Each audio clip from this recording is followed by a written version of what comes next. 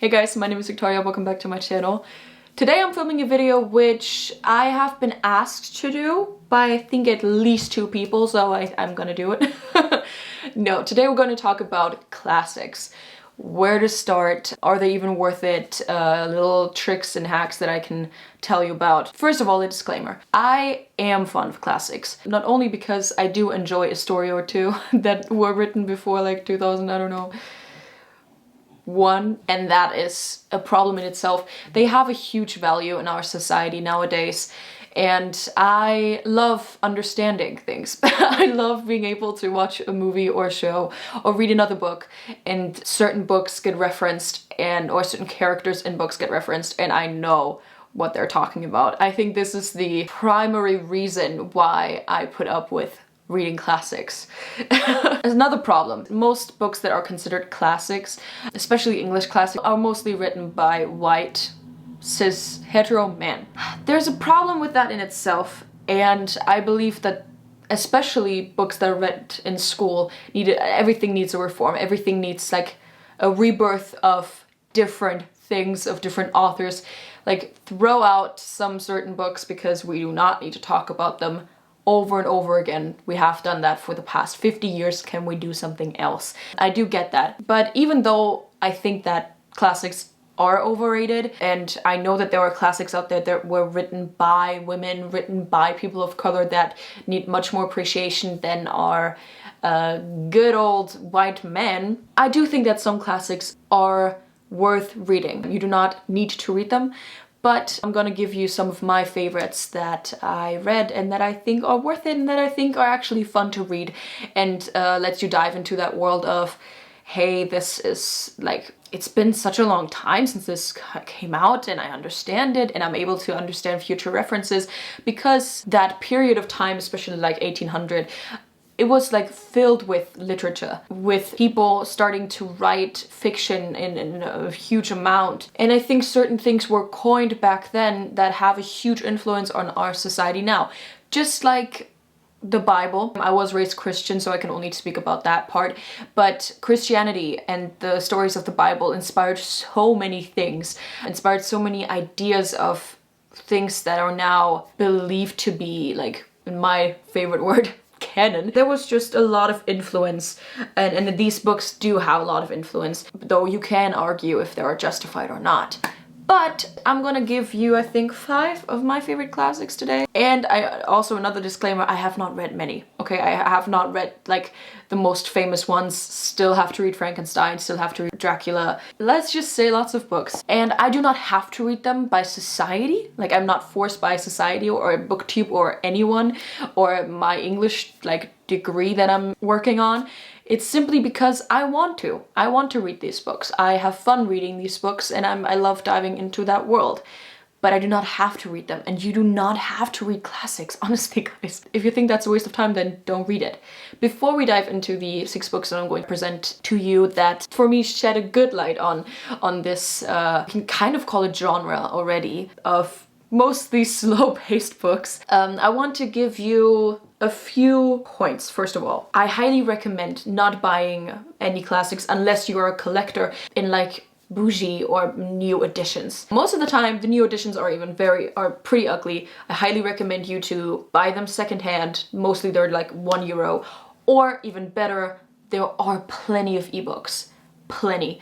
And I believe you can find almost all of these either free to download on iTunes or on Planet eBooks. I talked about this in my how to like reach your reading goals.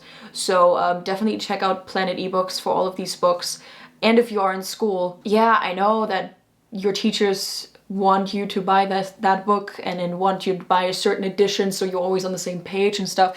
But if you are short on money and if you are studying something or if you just want to read these books, they are available for download for free. They're like PDF files. You can find, I think, all of them for free. Try that before you buy any of these. I buy them now because I do collect them. I'm a book collector, but you do not have to buy these. So most of these are free to download. Check that out before. Now that we've established that you do not need to read these classics, that you do not need to read classics in general, unless you're in school, then I'm just sorry, because sometimes you just read so such boring classics in class. We've also established that you can find most of these online for free. The next thing we need to establish is if you're not a native English speaker and if you want to read these in the English language, because I do believe that almost all of these books are by American or English authors. I do my research. You do need to know your English level. For my, because I have that, international viewers who are native English speakers, you do not really need to listen to this now, but I have a lot of people from Germany watching my content because I am German. And anyone else who is not that like fluent in English, you have to know what your English, like, let's say a level is. I think the first like classic that I read, which is like from 1813, was Pride and Prejudice by Jane Austen. And I read that and I thought, I was scared, which was like last year in January. I had a long amount of education on the English language. I loved English, loved it, like still do. And I was a bit apprehensive because I thought, okay, I'm not gonna understand this, right? I was really happily surprised that I did understand almost everything. It depends. The books I'm going to present you now, I think, have an easier approach on the language. You do not need to know that many expressions, but I would recommend you, if you're not that fluent in English, these books might not be for you. If you want to improve your English, read books from now on, like young or new adult books. There are plenty out there that are great. And just try to build your fluency, try to build your vocabulary with that, and then you can dive into the world of older books. I also especially recommend watching movies with subtitles from that time. Like, there are so many that are set in Victorian England, so you are able to kind of grasp at a bit of that vocabulary and of that register. Okay, now that we've established that, if you think that, you know what, I read lots of things in English, I am fluent, I understand things, I want to start with classics, but I do not know where to start. Let's dive into this list. I started with Pride and Prejudice, which is not even the best to start with. But I have different ones from different like times. And the first one is actually from 19-something. Can you believe it?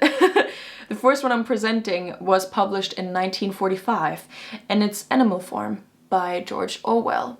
I have a not even love and hate relationship. I just do not like dystopian novels. I don't. We read 1984 in English class and I did not like it that much, but the language in Animal Farm is very accessible. This book is perfect for your like first classic because it is a dystopia and it is kind of weird. It is all about a farm that is taken over by its overworked and mistreated animals. The animals can like talk and sort of form a democracy, which later turns into different things. So it's pretty much about the system of humanity mirrored in the lives of animals in this case. As a vegan, it was very fun to read this because you're like, wow, this is really what we are like as humans. So not only is it an interesting story and an interesting approach on the system, political systems, society systems that we humans have established throughout the years, but it's also a classic. So you do not need to read classics that were written in like 17 or 1800. You can read classics that are from 19-something. They're still considered classic because they did something for like society, or they were pretty big in their time and are still read today, and people believe that they have a huge value, and I think that's the only reason why they're called classics. But that is a good classic to start with. It's short. I read it in one day.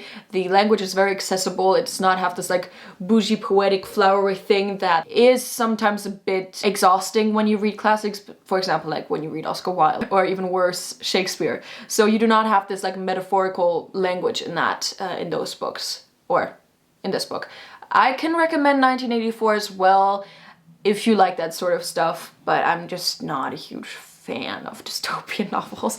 But Animal Farm I liked. Now, if you want to say, I'm not a huge fan of dystopian novels, I want to read something that is published in like 1800 and has a bit more, not extravagant language, but very, you know, it is fitting to that time. I can recommend you two books by Robert Louis Stevenson.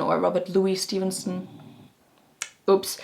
One of them is, I think, so far my favorite classic. I gave this 5 stars, but I do want to say something about that. It's The Strange Case of Dr. Jekyll and Mr. Hyde. This book was published in 1886, and I'm gonna read you the description. Strange Case of Dr. Jekyll and Mr. Hyde is the original title of a novella written by the famous Scottish author Robert Louis Stevenson that was first published in 1886. It is about a London lawyer named John Gabriel Utterson who investigates strange occurrences between his old friend, Dr. Henry Jekyll, and the evil Edward Hyde. Dr. Jekyll and Mr. Hyde, or Jekyll and Hyde, are referenced in so many works, so many songs, and after you read this book, you are able to understand it, so that fun aspect, which I talked about in the beginning of the video, it's heightened in this book, because you are able to then say, oh yeah, I read this book, I actually know what this means.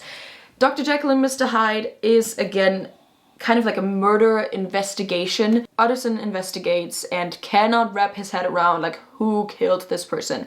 Now, the book, I think, in my case, it had like 70 pages, and in my opinion, it was very fast-paced, which I loved about this book, because the like default in classics is like, it's so slow-paced. I could not get through this book because it's like, nothing's happening, because the amount of description in like classics are, you know, it's huge. But in this case, haha, you get it? Because in the case of Dr. It was very fast-paced and I loved it. Now, if you know the story, and I don't want to spoil it too much because there is like, I think this is one of the biggest plot twists that people like experienced back in the day.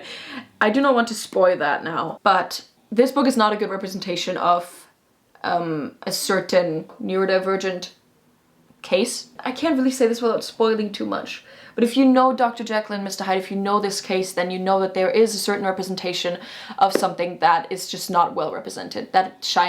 This book shines a very bad light on that condition. I don't think it's called a disability anymore because they want to get away from that stigma. So this book is not a good representation of that, without spoiling you too much. So even though this is not a good representation, I think everyone who reads this book knows this and keeps that in mind and will not use this book as like the spokesbook for this certain theme that is discussed in this book. Still, a fun book, a fun like murder investigation if you're a fan of true crime. I highly recommend this. I think this is a really good classic that I am so glad I read and I can't wait to read again. The next book by him is called The Bottle Imp. I have never read such a book in my life before. This was so weird. The language, though a bit more poetic, a bit more flowery, fitting to that time, it is understandable. It is, you're able to dissect it and you do not need to like look up every single word. If it's important and you cannot get the word's meaning by context, then Google it. But other than that, you do not need to Google every single word you don't know. The Bottle Imp was published in 1891. Description. Offering an engrossing spin on a time-honored theme, the risky business of making a pact with the devil, this short story is a radiant jewel. I'm gonna botch this name. It's Hawaiian. I do not know how to say it. I googled it. I think it's pronounced Kiawa, a Hawaiian who purchases a bottle inhabited by an imp capable of granting any wish. An imp is, by the way, like a goblin, like a tiny little goblin living inside that bottle. It is weird and strange. Yet this enticing object holds a dark curse. Anyone who dies with it in his possession will burn forever in hell. And here's the rub. One can sell the bottle only for less than its purchase price. Kiara rids himself of the bottle after acquiring a palatial home. Is that how you say that? But when he needs it again to ensure his happiness with a newfound love, its cost is chillingly 1 cent. And the responsibility of ownership becomes a good deal more complex. So yeah, it's about a freaking goblin sitting in a tiny bottle and it's able to grant you any wish. But again, if you die with that bottle, you burn in hell forever. So you need to sell that bottle, but the price of purchase has to be like beneath the original price that you paid for it. For example, if I paid the person 50 euros for that bottle, I have to sell it underneath 50 euros, like 49 or like even 5 cents. It doesn't really matter. And even though the story is so absurd, it is fun. It is fun to read. I remember reading this and just thinking, Where's the sense? And after a while you realize there just isn't any sense, and you do not need to have it.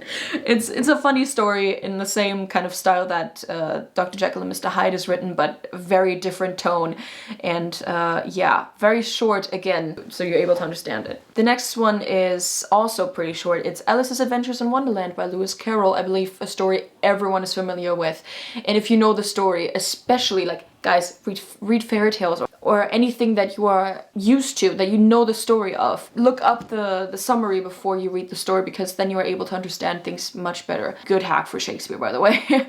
So we know Alice. Alice is a little girl and she's adventurous, she's curious, and she falls into a rabbit hole and discovers Wonderland. This book is really weird. It doesn't really have, of course, every story has its purpose and there's sense and nonsense in my opinion, but when I read this book, I was like, okay, where's the quest? I was familiar with the Tim Burton movie, for example, and even the Disney movie, but you're always asking yourself, okay, what is going on? But in the end, you realize that it's just a quest of discovery and a quest of strangeness, the happenings in this book. It's just weird, but charming. And you're able to get to know a very classic story that I believe everyone knows. And in my opinion, the language was also very accessible, and I always recommend reading short classics before you start with the big ones. Now, before I give you more of a novel, I want to recommend you The Cantible Ghost by Oscar Wilde. This is a bit more advanced, in my opinion, at least in my memory, in terms of language. But I believe, again, if you read the summary before reading it, you are able to understand it just as well. The Cantible Ghost is about a family, an American family, moving into a haunted mansion, and this American family, like Oscar Wilde really played on this stereotypical belief that Americans think so differently compared to Irish or English people in that case, because Oscar Wilde is Irish, or was. So this American family doesn't believe in ghosts and is like very apprehensive to really even considering that this ghost that lives in their home, which is reported, is even real or is even a danger. And this ghost is like, hey, this is my home. I'm gonna haunt the people away. I don't want them to be here. He is surprised that this family is not reacting as shocked and as frightened as all the other families before them were. So it's a very charming story. It's funny, it's also sad, but a book that I loved reading and loved understanding. And I love the way Oscar Wilde writes. He's my favorite author. My dog is doing stupid things. So yeah, I highly recommend The Cantible Ghost. Though I have to say, I do believe it's a bit more advanced than the other books I just presented to you.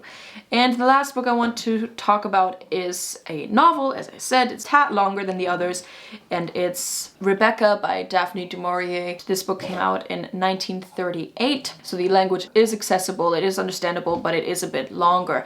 This story centers around the protagonist, whose name we actually never get to know. We only know her as the wife of Maxime de Winter. They're strangers in the beginning, then they get married and she quickly moves in with him. He's rich and she was poor, and you know, she finds solace in that stability and security, but soon discovers that there's like a secret surrounding the lost or mysteriously vanished wife or former wife of Maxime de Winter. All kinds of weird things start happening, and it's mysterious, it's dark, it's especially for people who really like mysterious novels. So yeah, Rebecca was a novel that I really loved, and I think this is a fun book to analyze. I would have loved to read that in class. That would have been a great book, but sadly no. And my favorite fact about this book was that we never actually got the protagonist's name, and that says so much about the setting and about the characters themselves in the book, but themselves and the characters. Okay, this was it. This was kind of like not my guide to classics, because again, I have not read that many. What society considers as classic is also very debatable. Again, we have the problem of white cis hetero man writing stuff and that getting big. I also noticed that I only had one woman in this list. And also, what is it with all the American and English classics? I feel like when we think about classics, we immediately think of 1800, Victorian England, United Kingdom. So, you know, it's something to think about. And I do wish myself to broaden my horizon on that, to change my belief of that and the stereotypical picture that I have in mind whenever I think of classics. If you have read any that like fit the list, I guess, or fit this criteria, then please leave them down below for everyone. And if you are interested, make sure to read all the comments, because again, I'm not a spokesperson for everyone and my taste is not universal, and sadly I have not read that many. I hope you liked this video. And if you did, please give me a thumbs up and comment down below what you would like to see next. Subscribe to my channel if you haven't yet, and don't forget to click the little bell next to the subscription button to never miss an upload. I will update you on everything on my Instagram, and you can read some of my poetry, some snippets of it on my poetry account. Everything is linked down below, like all the sources that I find loyal and reliable, linked to the current crisis in Europe, the war in Ukraine. So if you want to educate yourself on the topic or even want to donate, there are sources for that down below. And if you have any that you find reliable, leave them in the comments for everybody. Okay, I think this is it. I talked for such a long time now. I'm really tired and I have to do university stuff. Thank you so much for watching, guys. I hope you have a wonderful day, and I hopefully see you in my next video. Bye! Okay. Debatable. Okay. If you think they want to get whack. But soon. Oh.